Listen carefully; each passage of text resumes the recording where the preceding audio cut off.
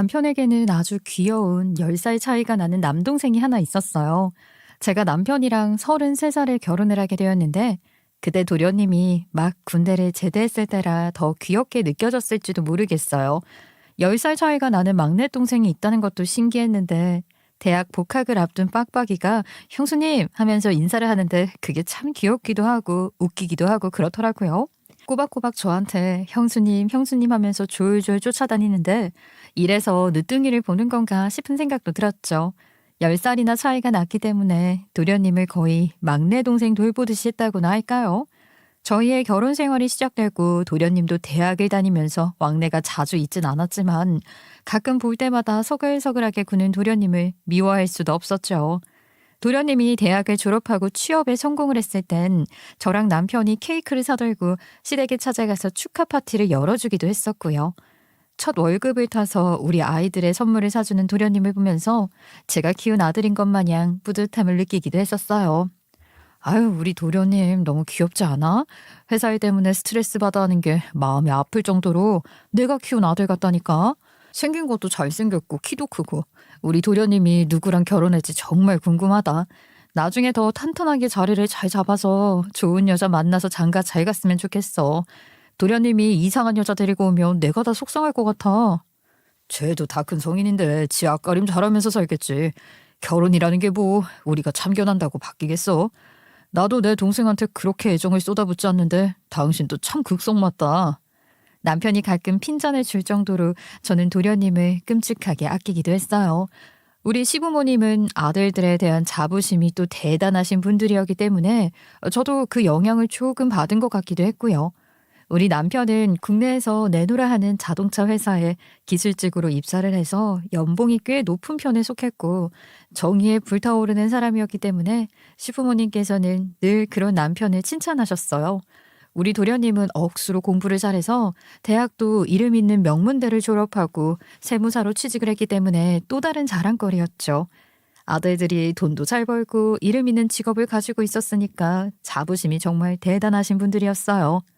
내가 우리 아들들을 이렇게 번듯하게 키우느라 얼마나 고생했는지 모른다. 그럭저럭한 살림에 학원 보내느라 등골이 휘는 줄 알았어. 그래도 얼마나 다행이냐? 빚내서라도 공부시켜야지 하는 마음으로 뒷바라지하다 보니까 다들 이렇게 잘 먹고 잘 살게 됐잖니. 아이 물론 내가 며느리 복은 좀 덜한 것 같다만 아들 농사 잘 지었으니까 뒤따라오는 결함이라 생각해야지 뭐. 시어머니는 은근히 저에게 이렇게 핀잔을 주셨죠. 아니 대놓고 결함이라고 말하는 걸 봐서는 은근히도 아닌 것 같네요. 저는 그냥 평범한 회사원이었고 남편이랑은 소개팅으로 만나서 결혼까지 하게 된 것이었거든요. 당연히 저희 시부모님의 눈에 차는 며느리는 아니었죠. 연봉만 재고 따져도 제가 후달리는 며느리라는 건 부정할 수 없었거든요. 거기다가 결혼하고 1년 만에 첫 아이를 낳았는데 딸이었고요. 둘째도 딸을 낳았거든요. 아들에 대한 부심이 대단하신 시부모님 입장에서는 딸만 둘 낳은 제가 더더욱 못나 보였던 거예요. 아니 딸만 이렇게 둘 키워서 어디다 쓸 거야? 아들을 낳아야지 아들을. 아이 나 봐라. 잘난 아들들 덕에 말년이 행복하지 않겠니?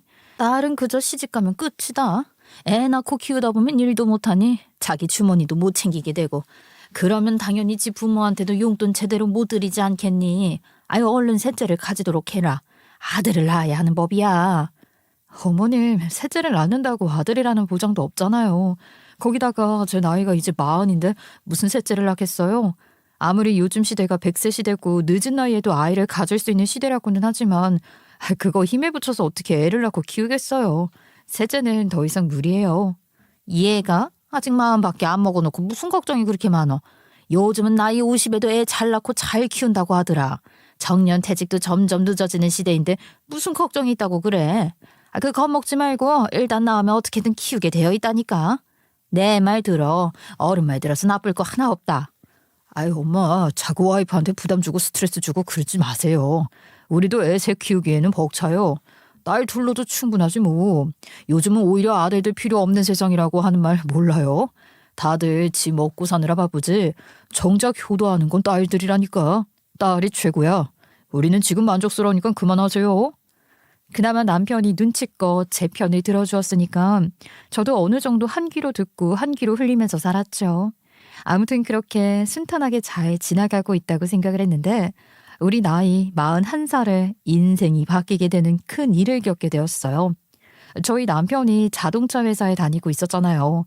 정의감에 불타서 그런 건지 모르겠지만 남편이 노조 활동을 열심히 하고 있었거든요. 노조 활동을 하는 사람을 회사에서는 곱게 볼 리가 없겠죠. 회사에서 밑보이다가 꼬투리를 잡히는 바람에 좌천을 당하게 되었는데 좌천을 당한 부서가 남편이 일을 하던 파트와는 전혀 다른 곳이었어요. 거의 보복성 인사라고 해도 무방할 정도였습니다. 허드렛 일을 하는 사무실 직원으로 변경된 것인데 평생을 기술직에서 일을 하다가 사무실로 부서 이동이 되니까 이게 적응이 안 되는 거죠. 결국 남편은 좌천을 당한 지 6개월 만에 회사 일을 견디지 못하고 일을 그만두게 되었습니다. 누구보다 성실하게 일을 하고 회사에 애사심을 가득 담아 일을 하던 남편에게 이런 보복성 인사는 정말 씻을 수 없는 상처를 남기게 되었어요. 저는 아이를 낳고 키우느라 무직인 상태였고 남편은 좌절감을 이겨내고 새롭게 취직을 하려고 준비를 했는데 이게 일이 잘 안 풀리더라고요. 일단은 동종업계는 가지 못했고 남편은 사무실 일이 죽어도 안 맞는다고 했어요. 결국에는 돌고 돌아서 차량 정비업체에 취직을 하게 되었는데 이게 또 엄청나게 박봉이었죠. 남편이랑 저랑은 갑자기 허리띠를 졸라매며 살게 되었어요. 그동안 써온 소비 습관을 바꾸느라 엄청나게 고생을 했어요. 한동안 시댁과 친정에서 저희의 살림을 도와주어서 할 정도였거든요. 오죽하면 도련님까지도 저희에게 생활비를 보태주고 그랬으니까요. 이번 달도 카드값에 구멍이 났네. 아무리 생활비를 줄인다고 해도 그동안 써온 카드값들도 연체되어 있고 월급은 오를 생각이 없고 말이야. 우리가 지금 공과금 내는 것만 해도 어마어마한데 이러다가 우리 길거리에 내앉게 생겼어. 그래서 말인데 우리가 딱 한 번만 눈 감고 본가에 들어가서 살면 어떨까 싶은데. 남편은 시댁에 합가를 하자고 말을 했고 궁지에 몰린 저희 가족은 별다른 방법이 없었어요. 이러다가는 집까지 넘어가게 생길 정도로 연체되어 버린 빚이 늘어나고 있었기 때문이었죠. 집을 팔아서 조금이라도 여유를 챙기는 게 낫겠다 싶었어요. 결국 고개를 푹 숙인 채 시댁에 들어가 살게 되었죠. 에이구 잘난 우리 아들이 이 꼴이 되어 돌아올 줄 누가 알았겠냐. 내가 뭘 했어. 아들을 낳아야 한다고 했지. 아들을 낳지 못해서 우리 집안 대가 끊기게 생겼으니 이런 업보를 물려받은 거다. 너랑 결혼하고 나서 우리 아들이 기가 팍팍 죽었어. 내가 아주 속이 답답해서야 원. 시어머니는 제가 아들을 낳지 못한 죄라며 제 탓을 했고 그때마다 저는 엄청나게 스트레스를 받아야만 했어요. 하지만 당장 생활비의 일부를 시댁에서 도와주고 있었기 때문에 저는 시어머니의 이런 말에 제대로 반기조차 들 수 없었죠. 돈이라는 게 정말 사람 기를 팍팍 죽이는데 너무나도 큰 스트레스였습니다. 그렇게 시댁에서 생활을 한 지도 몇 년이 훌쩍 지나갔고 큰 딸아이가 초등학생이 되었을 때 우리 도련님이 결혼을 하겠다면서 예비 동서를 데리고 시댁에 찾아왔어요. 저는 예비 동서를 처음 보자마자 입을 떡 벌릴 수밖에 없었어요. 저도 여자인지라 그러다 보니까 브랜드라는 걸 대충은 다 알고 있을 거 아니에요. 예비 동서가 작정을 한 건지 뭔지 머리부터 발끝까지 명품으로다가 치장을 하고 왔더라고요. 가방도 엄청나게 비싼 브랜드였고 신고 온 구두도 명품이더라고요. 저는 속으로 예비 동서네가 엄청난 부자인가? 아님 부자인 척하는 건가 했는데 아니 진짜 실제로도 찐 부잣집 딸이었어요. 차도 외제차 끌고 다니고 집도 강남에 있다고 하는데 도련님이 확실히 세무사라서 그런 건지 부자인 여자를 만나는구나 싶었다니까요. 와 그러면 예비 동서는 초중고 전부 강남 8학군 출신인 거예요? 처음부터 강남에서 살았으면 부자인 친구들도 많이 있겠다. 아니요. 저 고등학교 때 외국으로 유학 갔다 오기도 했고 그리고 강남에서 처음부터 살았던 건 아니고요. 저희 집이 사업을 했는데 그게 잘 풀려서 살림이 갑자기 확 좋아졌거든요. 지금은 사업 정리하고 그때 벌어두었던 돈으로 부모님 노후 생활 하시고요. 아무래도 벌어둔 돈이 꽤 있으니까 저희 집안 사람들이 해외여행 다니면서 편안하게 여생을 즐기고 있긴 하죠. 근데 이런 건 갑자기 왜 물어보세요? 그냥 부러워서요. 친정이든 어디든 빵빵하면 좋잖아요. 예비 동서가 들고 온 가방도 그거 엄청 비싼 브랜드던데 그냥 부러워서 물어봤어요. 넌 눈도 좋다. 그런 거 하나하나 언제 다 살펴봤니? 부러울 것도 많다. 내가 말을 했지. 네 나이가 아직 42이잖니. 충분히 셋째를 낳을 수 있다니까는. 아유, 아들을 안 낳아서 너희 앞길이 이렇게 막히고 있는 거야. 셋째만 낳으면 운수대통 확 풀린다고 했다니까. 너네 인생이 어떻게 바뀔지 누가 알겠니? 너네 사주에 아들이 무조건 있어야 한다고 그랬다니까. 아들을 안 낳았으니까 이렇게 집안이 폭삭 망하는 탈이 생기는 거야. 아유, 어머님, 제 나이 42인데 어떻게 셋째를 낳아서 키우냐니까요. 32이면 몰라도 42은 좀, 거기다가 이제 애도 안 들어서요. 내일 모레가 폐경인데 어떻게 애를 낳아요? 어머, 형님, 제가 지금 30살인데 13살 된 동생이 있거든요. 저희 부모님께서 45에 낳은 막둥이에요. 형님도 충분히 가능하시지 않을까요? 아들만 낳으면 운수 대통 일이 잘 풀린다는데 한번 노력이라도 해보시지. 어른들 말씀에 틀린 말 하나 없다잖아요. 아이, 그래, 얘 너 말 잘했다. 근데 13살 된 동생이 있다고? 아이고, 그 집도 아주 막둥이를 낳으셨구나. 우리도 첫째 둘째 나이 차이가 10살인데. 맞아요. 저희 부모님께서도 금슬이 너무 좋으셔가지고 늦둥이를 보셨어요. 거의 제가 키운 것 같다니까요. 안 그래도 그이한테 10살 차이 나는 아주버님이 계시다는 이야기는 많이 들었어요. 서로 통하는 게 있어서 그런지 마음도 잘 맞아서 이렇게 결혼까지 하게 되는 것 같아요. 아주 그냥 우리 시어머니 입이 귀에 걸리더라고요. 하나하나 마음에 드는 며느리라는 식으로 말을 하는데 옆에서 듣고 있는 제 입이 확 튀어나왔죠. 예비 동선의 집도 부자라고 하지. 사근사근하게 말도 잘하지. 거기다가 저는 애 못 낳는다 하고 있는데 시어머니 편들면서 충분히 할 수 있지 않냐 하는데 우리 시어머니 마음에 그냥 쏙 들어가 버린 거예요. 당장 날부터 잡자고 그러더라고요. 아무튼 상견례 날을 잡기로 했고 상견례를 하러 가게 됐죠. 상견례 하는 날 아침부터 시어머니가 분주하게 준비를 하더니만 거기서 거기인 가방들을 들고 뭐가 더 부티나 보이냐고 묻는데 아유, 왜 저러나 싶었어요. 예비사돈 댁이 엄청나게 부자라고 하더니만 꿀리고 싶지는 않았나 봐요. 상견례 자리에 도착해서 주차장에 놓인 예비사돈 댁 차를 봤는데 차도 장난 아닌 거 타고 다니시더라고요. 와, 여보, 내가 차에 대해서는 잘 몰라도 저 차는 딱 봐도 비싼 거라는 느낌이 팍팍 온다. 저거 외제차지? 엄청 튼튼해 보이고 크기도 엄청나게 크다. 맞아. 국내에서는 몇 대 안 들어오는 비싼 차로 알고 있는데. 야, 확실히 부자라고 하더니만 차도 비싼 거 끌고 다니시네.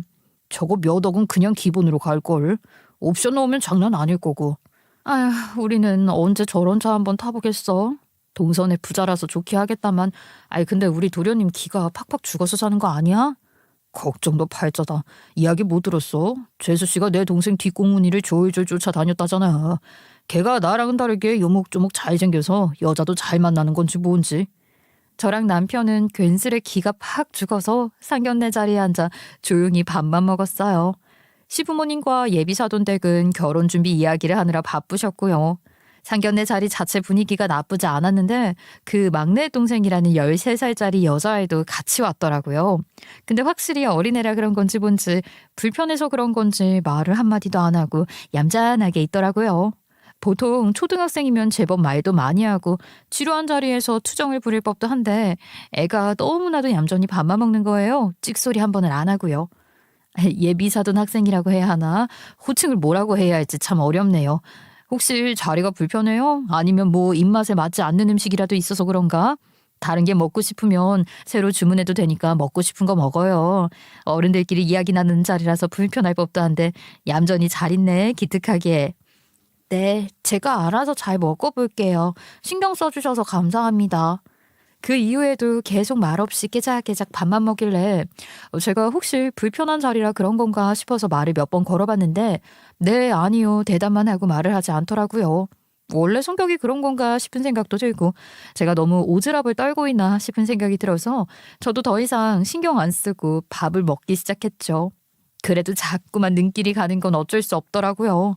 결혼식에 대한 이야기가 끝이 나도 어색한 공기가 살짝 흐르는 와중에 자매 아니랄까봐 동서랑 판박이로 생긴 게 신기해서 말을 했어요. 아유, 확실히 피는 못 속이나 봐요. 여기 동선의 늦둥이 동생이랑 동서랑 너무 똑같이 생겼어요. 누가 봐도 딱 자매처럼 보이는데 길 가다가 잃어버릴 일은 없겠어요. 제가 나름 분위기를 풀어보고 싶어서 던진 말이었는데 갑자기 상견례 자리에 정적이 확 흐르더라고요. 예비 사돈댁은 그냥 빤히 저를 보시고 저희 시부모님도 어색해진 공기에 그냥 킁킁 헛기침만 하시고요. 저는 제가 무슨 말을 잘못한 건가 싶어서 곰곰이 생각을 하는데 동서가 억지로 웃으면서 말을 하더라고요.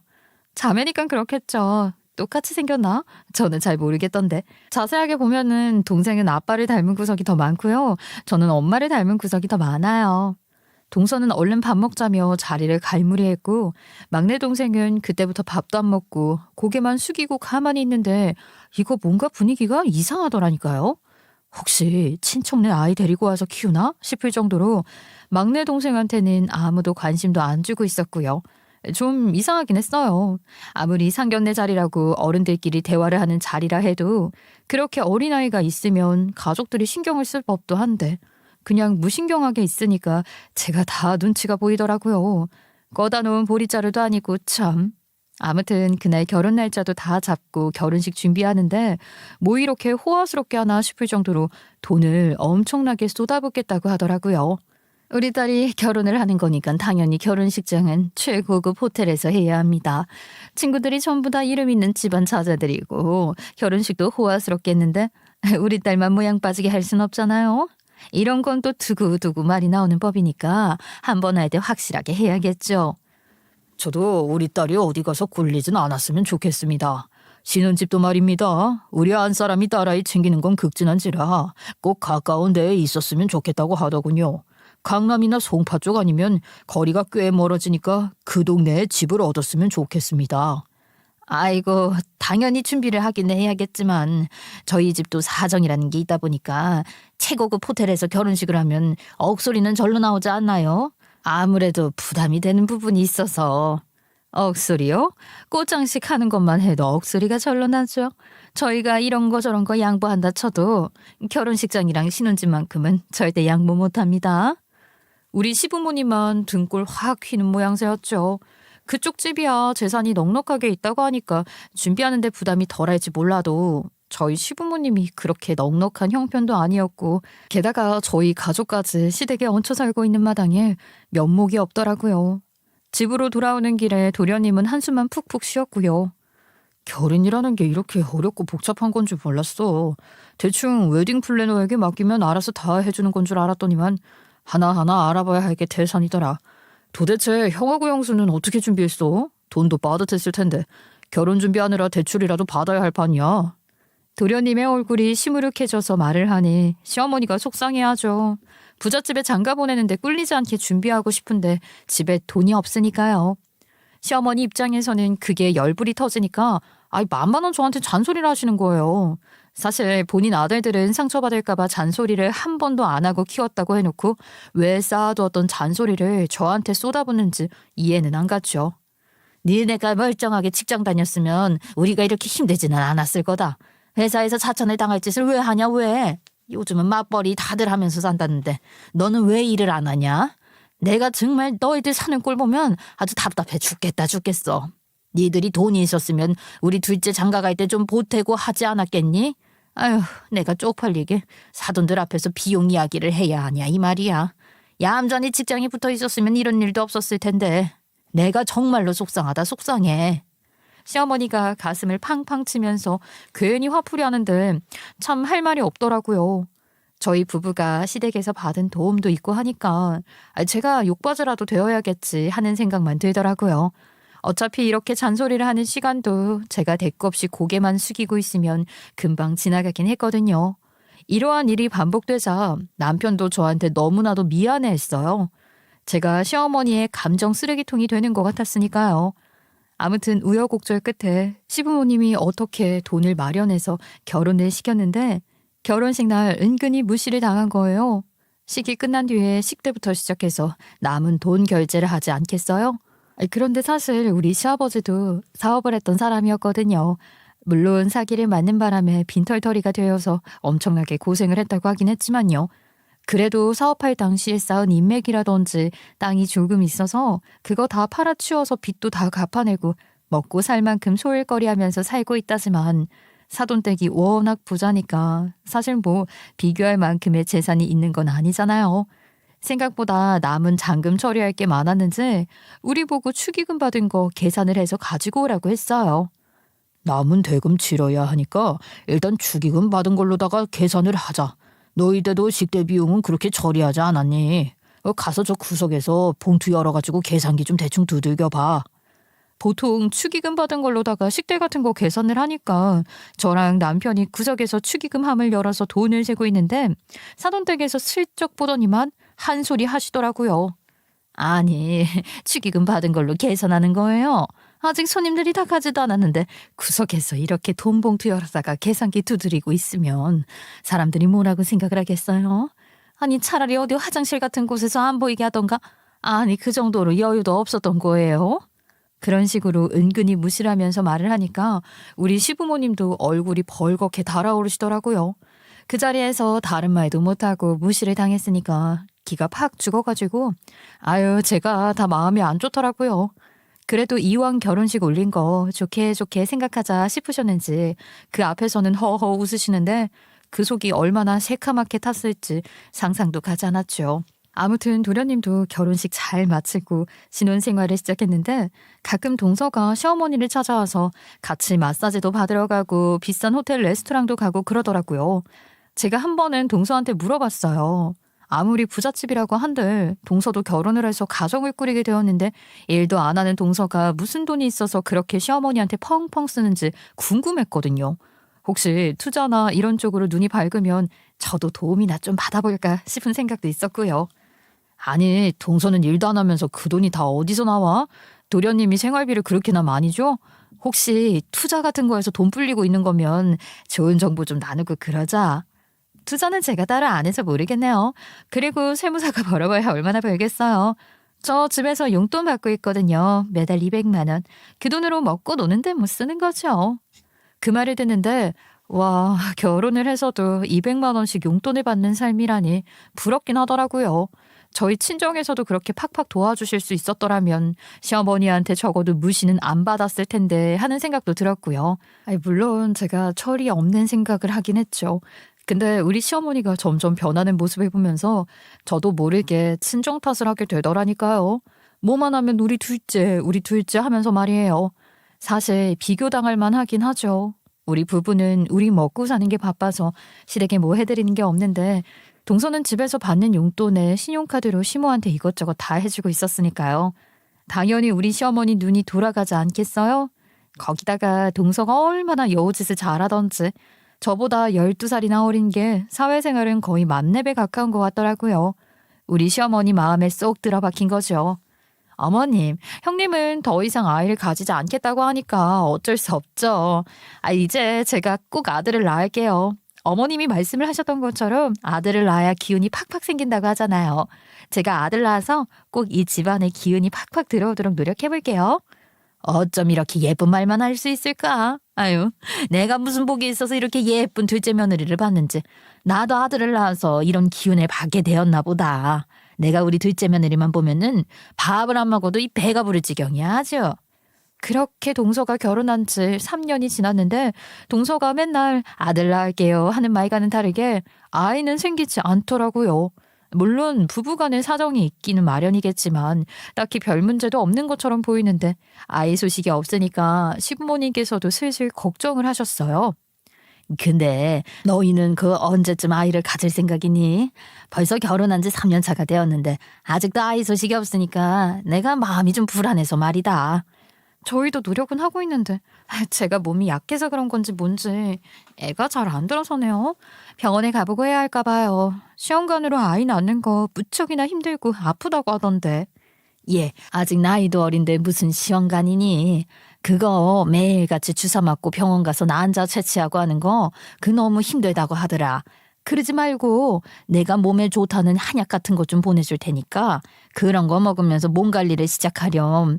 내가 잘 아는 약사가 있어. 내가 전국에서 사내 진미라는 거는 다 보내주마.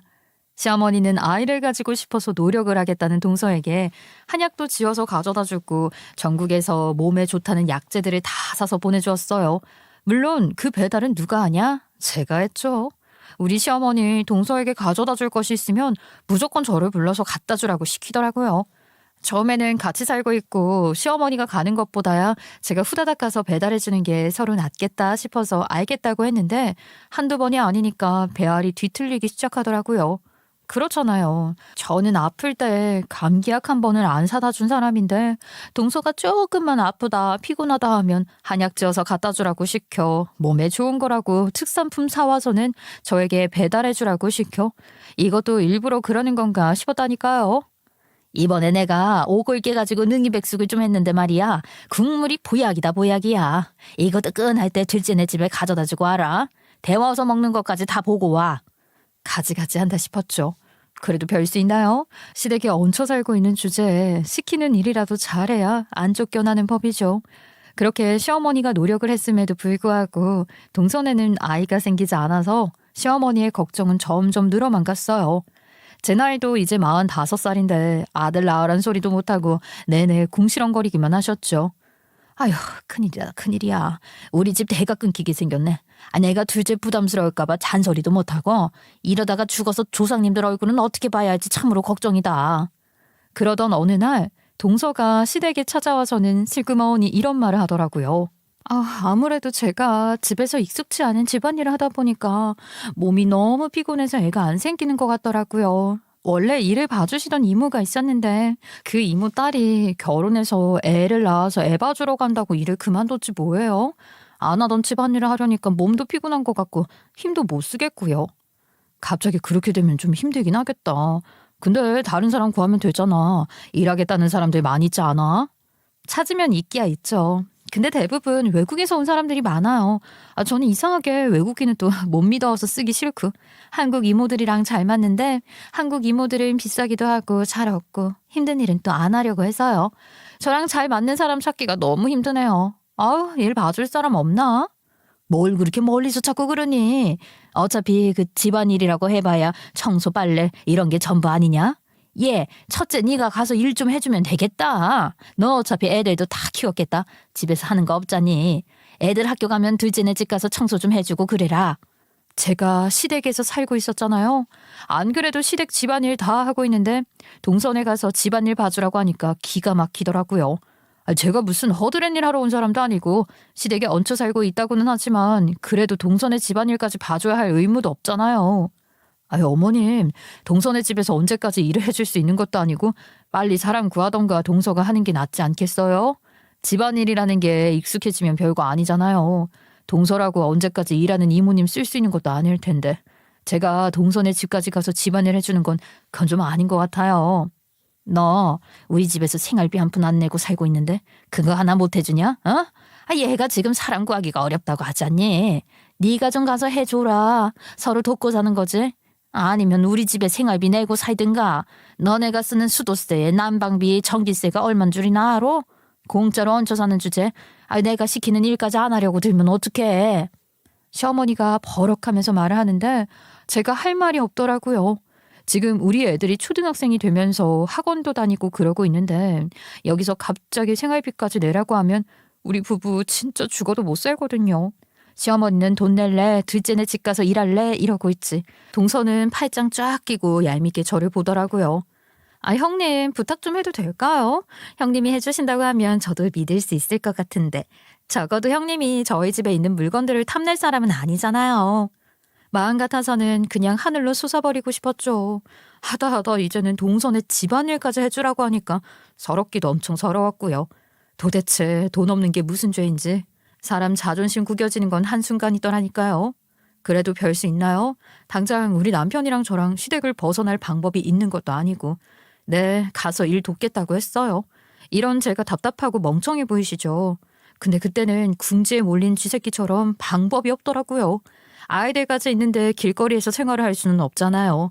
저 하나 자존심 구기고 희생하면 우리 가족이 편안하게 잠잘 공간이 생기는 건데 하겠다고 했죠. 결국에는 내쫓기듯이 매일같이 동선의 집으로 팔자에도 없는 집안일 하러 가게 됐는데 동서가 진짜 아줌마를 부려먹듯이 부리는 거예요. 제가 손윗사람이라는 자각이 아예 없는 사람처럼 굴더라니까요. 반찬은 일주일에 3번씩 채워넣고 집 청소도 화장실 청소, 신발장 정리까지 다 해주시면 돼요. 솔직히 어려운 일은 아니니까 반나절이면 다 가능하시죠.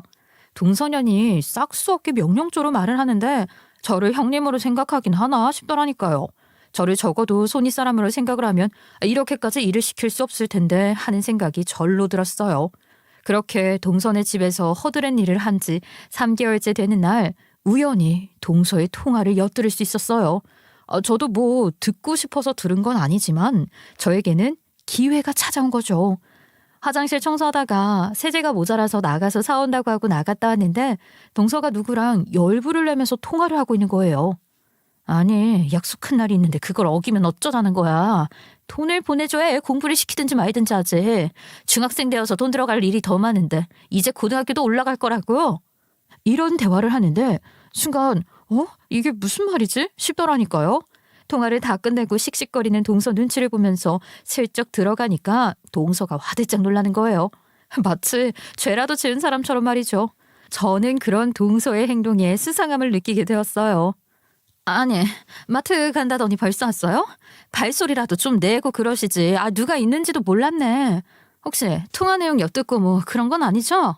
형님, 뭐 들은 거 있어요? 세제만 사러 간 거라 금방 왔어.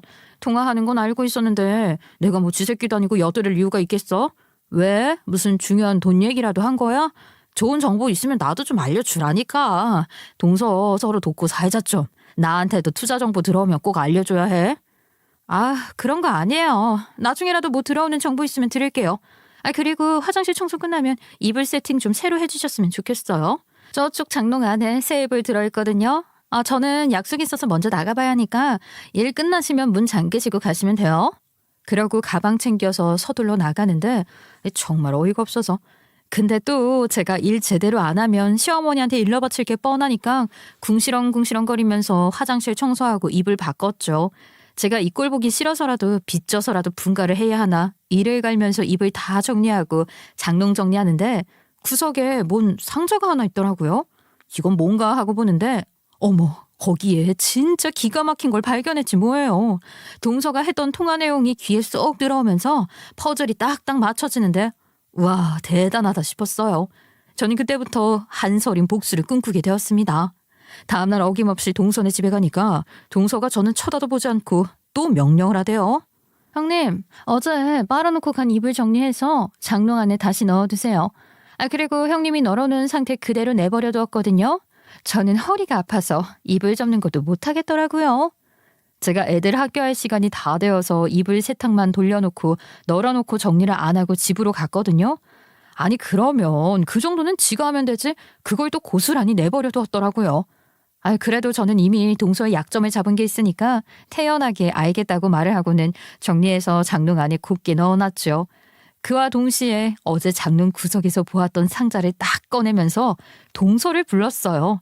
동서는 제가 그 상자를 발견했을 거란 생각을 못했는지 엄청 귀찮아하면서 왜요? 하고 저를 쳐다보는데 제가 장롱 깊숙이 있던 상자를 들고 있으니까 얼굴이 아주 사색이 되면서 깍 소리를 내더라고요.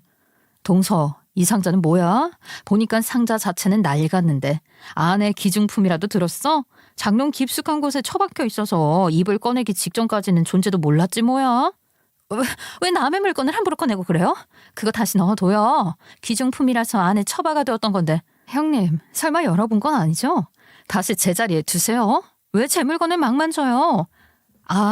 귀중품이구나. 하긴 산모수첩이 귀중품이긴 하지. 근데 연도가 좀 이상하던데. 이거 19년 전이면 동서가 17살 때 일 아니야? 어머, 동서 얼굴이 왜 이렇게 시퍼렇게 질렸어? 내가 봐서는 안 될 걸 본 사람처럼. 혹시 이거 아무도 모르는 비밀이고 그런 거야? 도련님도 몰라? 형님, 그거 열어보셨어요? 저한테 도대체 왜 이러세요? 얼른 다시 넣어두고 모른 척하세요. 내가 왜 그래야 하는데. 내가 보니까 산모수첩에 동서 이름 떡하니 적혀있던데. 뭐 그러면 동서 17살 때 아이를 낳은 거야? 그래서 지난번에 애가 중학생이니 뭐니 통화한 거구나. 참, 무슨 소리인지 모르겠네요. 산모수첩은 무슨 산모수첩이요? 그거 친구들이랑 장난친 거예요. 그냥 고딩 때 만우절날 치는 그런 장난 같은 건데 재밌어서 내버려둔 거라고요. 언제는 귀중품이라고 하더니만 이제는 장난친 거라고? 거짓말을 하려면 똑바로 일관성 있게 해야지. 내가 어제 사실 다 봤어. 뭐 초음파 사진까지 들어있던데. 딱 나이 보니까 동서 막내 동생이라고 했던 그 애 말이야. 걔 나이던데? 그거 동서 동생이 아니고 동서 딸이지? 동서가 부들부들 떨면서 아무 말도 못하는데 그 얼굴이 혼자 보기는 아까울 정도로 가관이더라고요. 솔직히 저도 이런 약점을 가지고 사람을 비꼬고 싶진 않았지만 그동안 제가 당한 게 있는데 곱게 넘어가면 착한 사람병 걸린 사람밖에 더 되겠어요? 확실하게 본때를 보여주고 기어오르지 못하게 만들어야겠다 생각했죠. 혹시 동서가 아이 못 낳는 것도 그때 뭐 잘못돼서 못 가지는 몸 된 거 아니야? 막내가 동서 딸인 거 서방님도 알아? 그 말에 동서가 제 앞에 엎드려 빌기 시작했습니다. 바닥에 코라도 처박을처럼 엎드리는데 속이 통쾌하더라니까요. 아무도 몰라요. 남편은 절대 꿈에도 생각 못하고 있는 일이에요.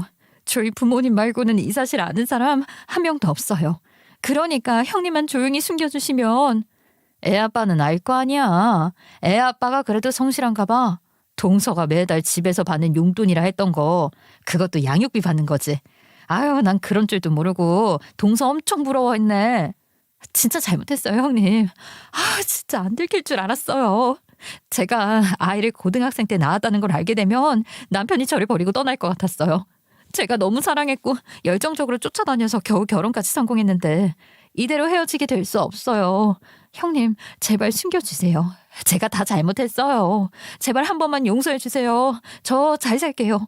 끝까지 숨기고 절대 들킬 일 없이 잘 살아볼게요. 그러니까 형님, 한 번만 넘어가 주시면 안 될까요? 알고 보니까 진짜로 그 막내 동생이 동서가 고등학교 때 사고 쳐서 낳은 딸이었던 거예요. 임신을 한 사실을 숨기다가 그때는 애를 포기하는 것도 불법이었으니까 어쩔 수 없이 아이를 낳게 된 것이었죠. 고등학교 자퇴하고 유학 간다고 하고서는 지방에 있는 산부인과에 가서 출산하고 부모님 호적에 올려놓고 외국으로 튀어버렸던 거예요. 애아빠는 무려 8살 연상의 남자라고 하대요. 그 뒤로 매달 양육비를 보내줬던 거죠. 동선의 집안이야 빵빵하니까 애 하나 더 키우는 건 문제 없었고 동선 아이가 어리니까 다 묻어버리고 새 출발시킨 거였어요. 그러다가 한눈에 반한 도련님을 졸졸 쫓아다니다가 결국에는 연애 결혼까지 한 거였고요.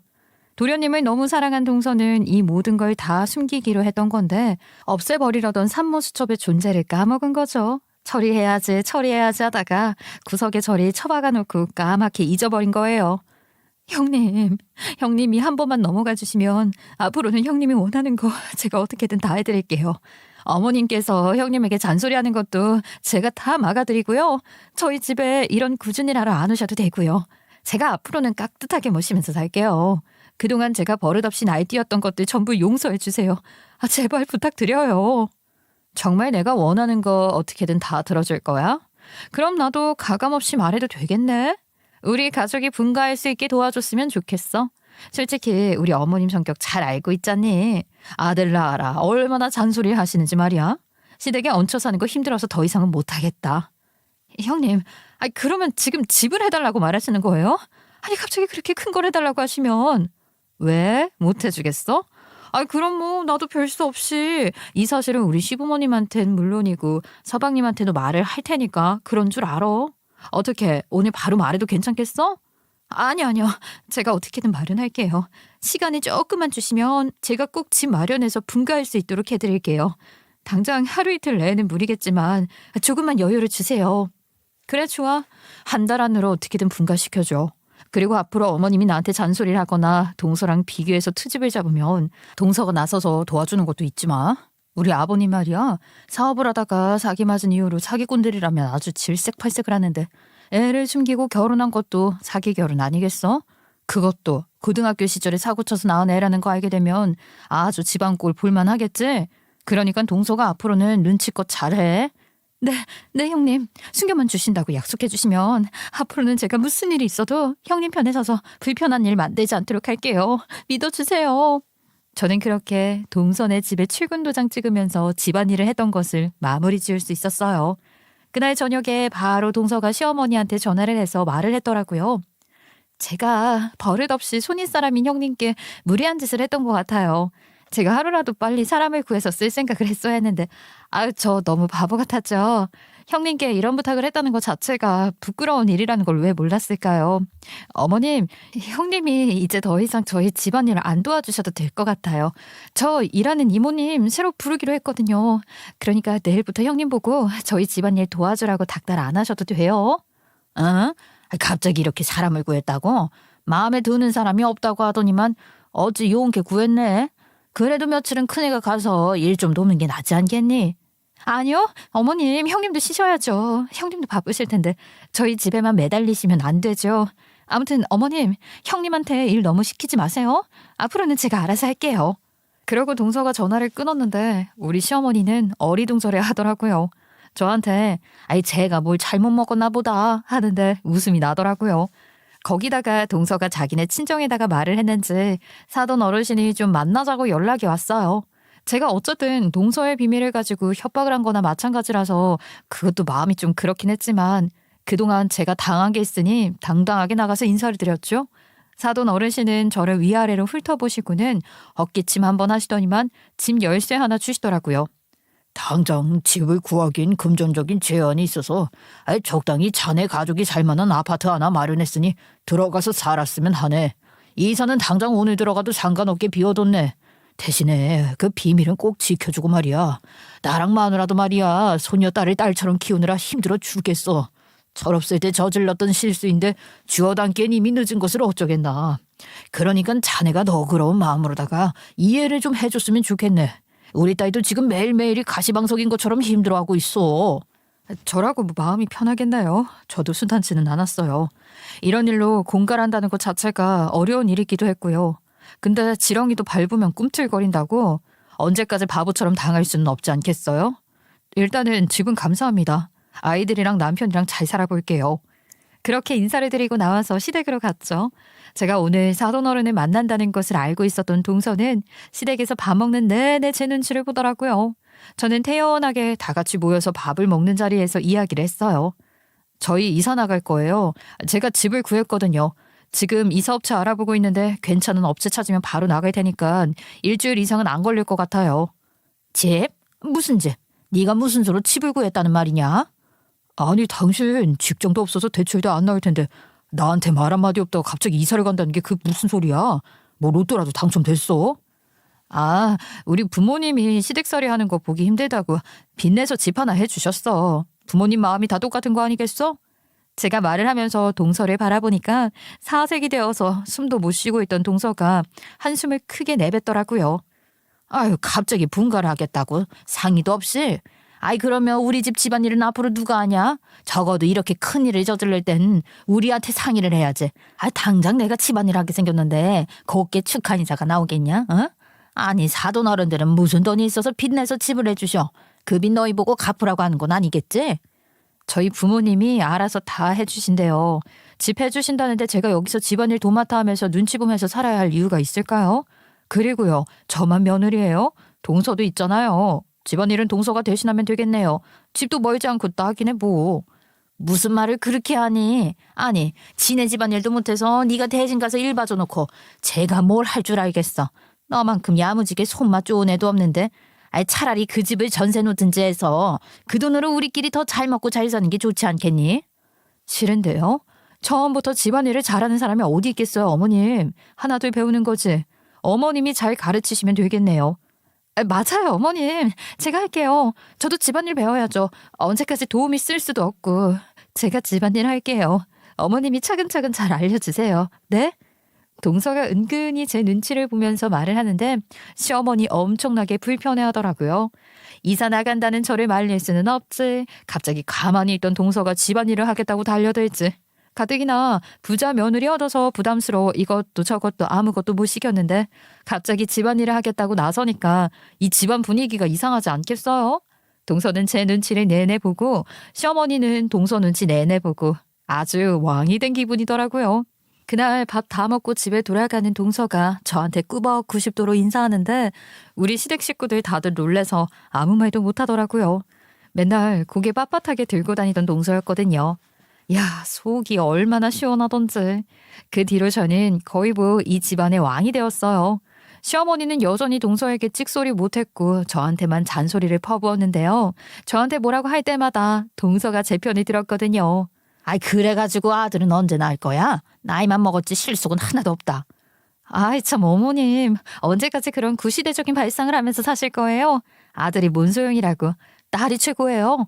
아이 우리 형님 자식 농사 잘 지었는데 그런 이상한 미신 믿지 말고 형님한테 잔소리 그만 좀 하세요. 시어머니의 구겨지는 얼굴이 아주 볼만하더라고요.